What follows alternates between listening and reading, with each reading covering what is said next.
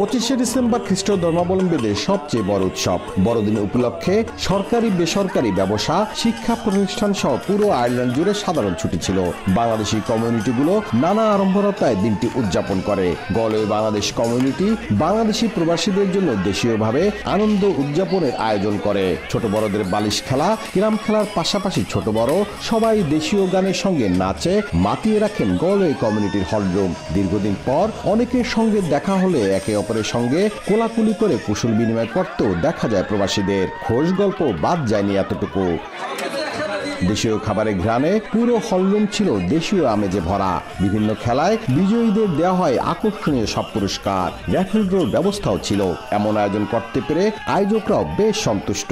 এক বছর হয়তো অনেকের সাথে একবারও দেখা হয় না, আজকে এই দিনটার জন্য সবার সাথে সবার দেখা হয়, সবাই সবার সাথে সহযোগিতা করে। ওতপ্রোতভাবে আমরা সবার একসাথে একটা মিলেমিশে একটা পরিবারের মতো আজকে এইখানে একটা আয়োজন করতে পারছি। আমরা সবাই বাংলাদেশিদেরকে নিয়ে একটা মিলন মেলার আয়োজন করেছি এবং প্রায় 300-400 মানুষ উপস্থিত হয়েছে। এটা আমাদের জন্য খুব আনন্দের বিষয়। এ ধরনের আয়োজনে একে অপরের মাঝে সম্পর্কের নতুন দ্বার খুলে দেয়। তাই আগত প্রবাসীরা বেশ উচ্ছ্বসিত ছিলেন।